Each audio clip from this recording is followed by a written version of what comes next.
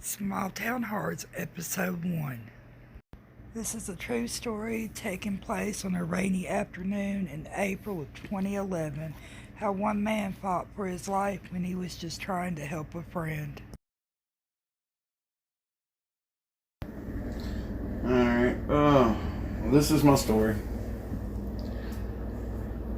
I got off work about 2:30 in the afternoon.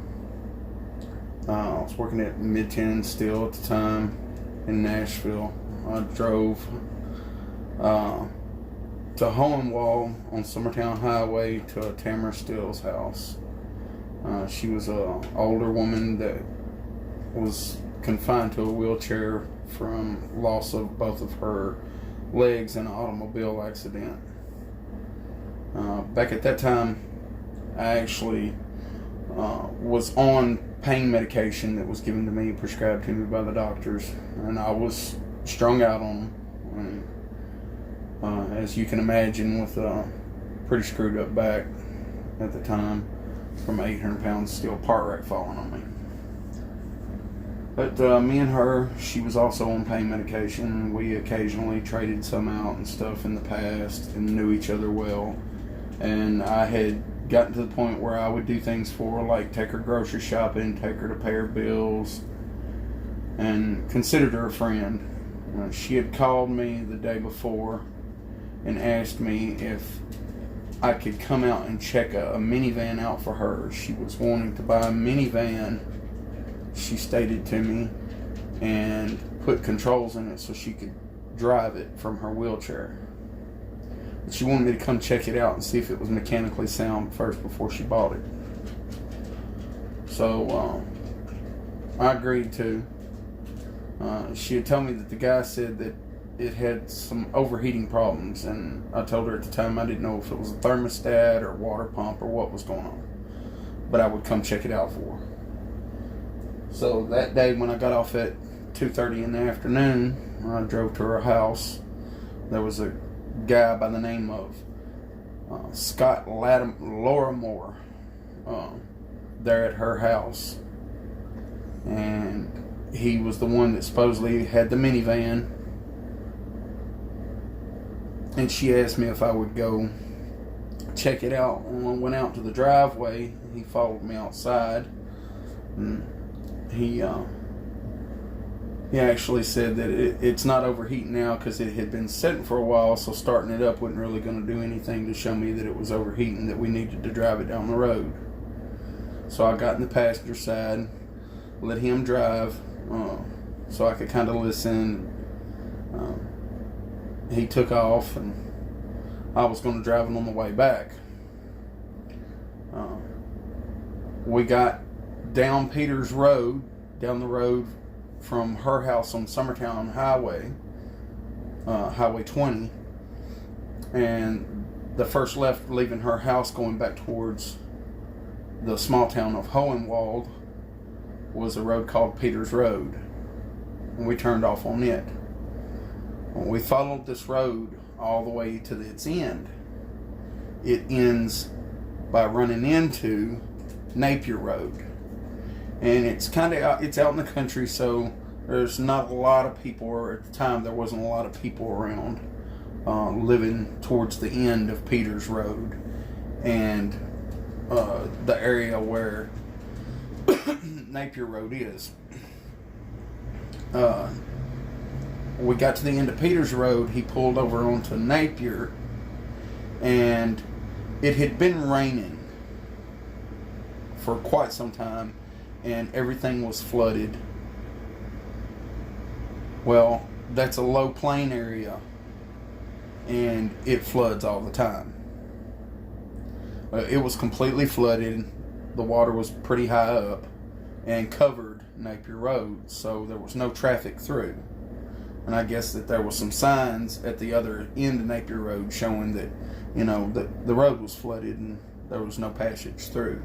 So they expected there not to be any traffic on this road, which is the reason they took me out this way.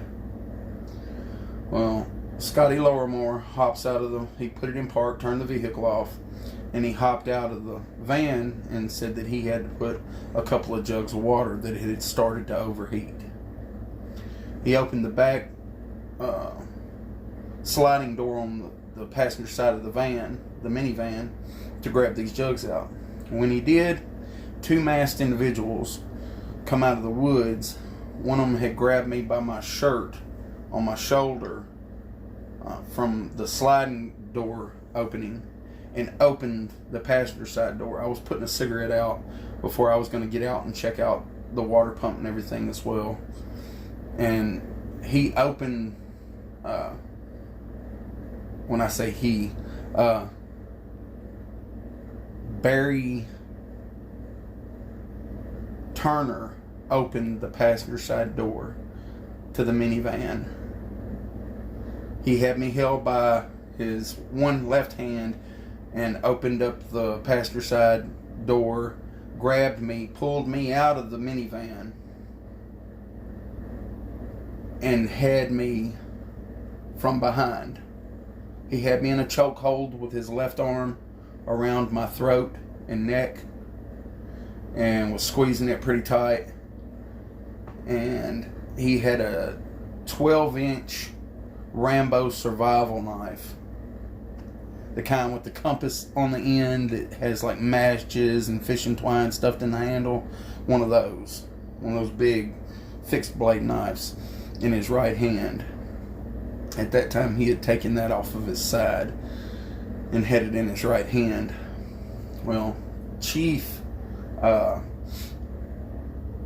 Kenneth Scott, the other person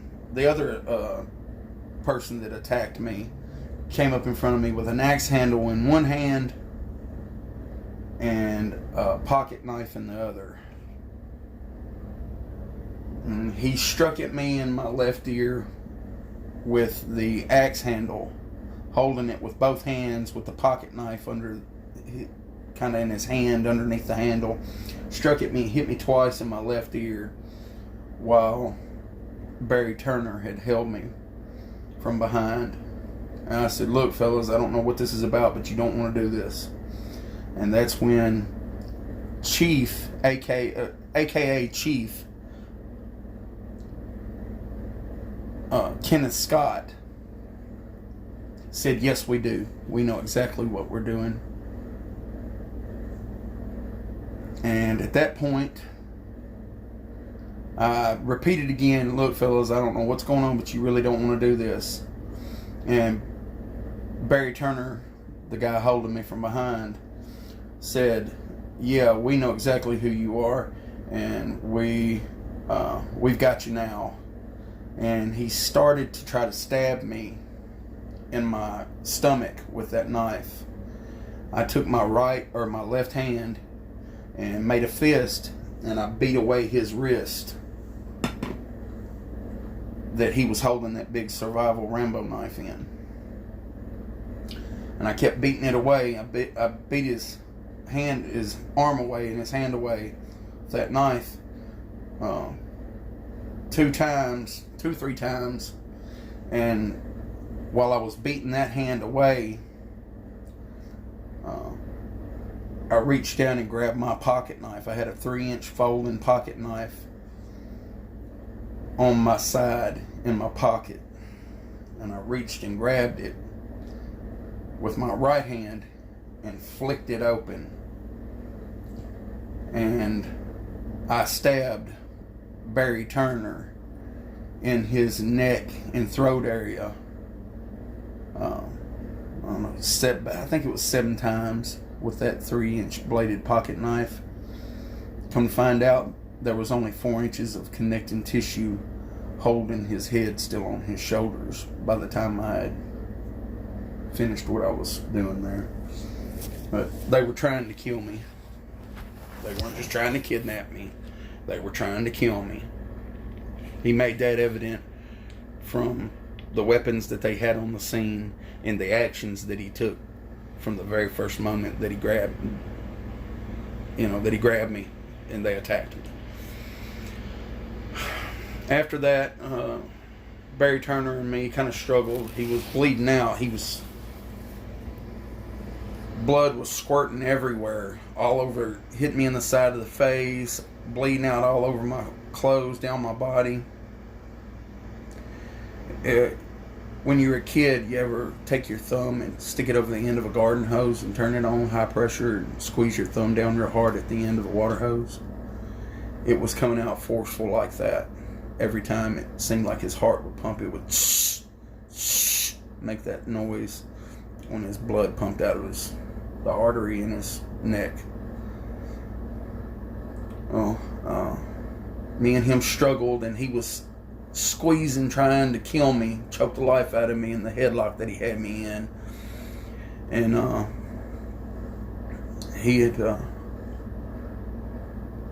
I had wrestled him over onto the ground by that time, which was over out of the middle of the road into the ditch and over on a little hillside right there from the ditch from the side of the road.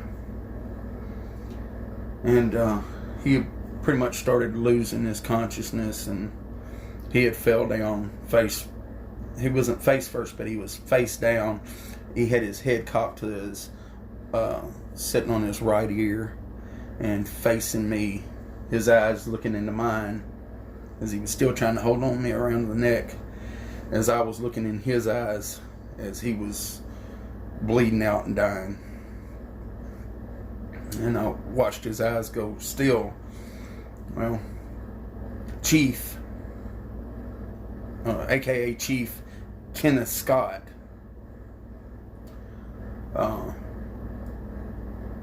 started hitting me with the axe handle.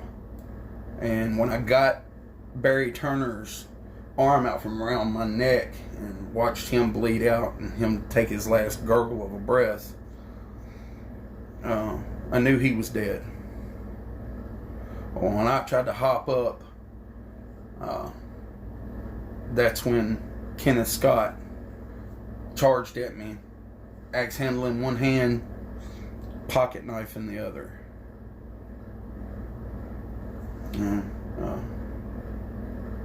I told him a couple times, the best thing you could do is just let me leave, man. Just let me leave. Your buddy's here bleeding out. He's dead. Best thing you could do is let me leave. And he came at me again. He swung the axe handle a few times and he tried to jab at me with that pocket knife. I ended up getting my finger cut all the way to the bone, trying to fend off his attack with that pocket knife.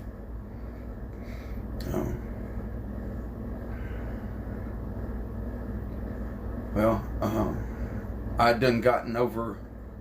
I was still standing in the ditch off that little hillside, but I'd gotten onto the other side of Barry Turner's body,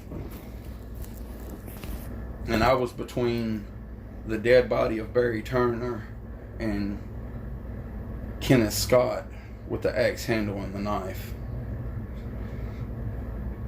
Him with that pocket knife. And I still had my knife in my hand. I was pretty exhausted from the whole ordeal with the fight and the struggle and everything, even though my adrenaline was going. Kenneth Scott, he tried to stab at me a few more times, and I took a stab at him with the pocket knife I had in my hand. And we both, to no avail. He would try to attack me. I would try to stick him back to get him to get off of me, leave me alone, because I knew he wasn't going to let me leave. There was no way he was going to let me leave that area alive. Well, I had stabbed him once in the forehead and left an arrow-shaped cut in the front side of his forehead. And I'd stabbed him in the ribs once with the pocket knife I had. He was facing me, swinging with that axe handle with one hand and trying to jab me with the pocket knife with the other hand and arm. Taking leaps at me, trying to, I figured the only way I was going to get him off guard was to set him up to think that he was going to go ahead and get the upper hand. and I let him kind of come in. He had hit me in the wrist and in the arm a couple times that I was holding the knife in, and I more or less I was down on one knee in the ditch, and he had stepped on my wrist after hitting it with that axe handle. And when he did, because we were both kind of slipping and falling, we were in this wet ditch full of water off this little hillside when all this fight between us was going on. See him trying to stab me and hit me with that axe handle. So he steps on my wrist. What he didn't realize is I had reached over there with my left hand and grabbed that survival knife out of the dead hand of Barry Turner. And when he came in to try to stab me with that pocket knife in his right hand, I reached back, pushed his shoulder and arm forward, and struck down with my left hand and arm in a down striking motion, sticking that blade of that survival knife through the back side of his neck. What they call a soldier's death, with a blade straight down through the back of the neck to sever the spine. I hit him with it, and after I stuck him with it, 4 inches of that blade went down into his neck, and I just pulled it sideways because he was still trying to. But after I pulled the knife sideways, it snatched the knife plumb out of the backside of his neck. He fell to the ground limp. And I turned around immediately and started walking away. I threw the knife down. I was covered in blood. It was covered in blood. I was getting my phone out of my pocket. I took my cigarettes out and I lit a cigarette.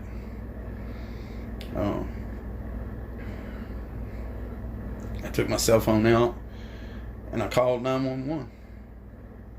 Well, the first thing I did is I called my wife at the time. It was my ex-wife now, but she was my wife at the time. And told her that I had just gotten into it with 2 guys that were trying to kill me, and that they were both dead, and I was walking up the road about to call 911. So I got off the phone with her, I called 911, and the 911 operator was on the phone with me, and sheriff's department showed up.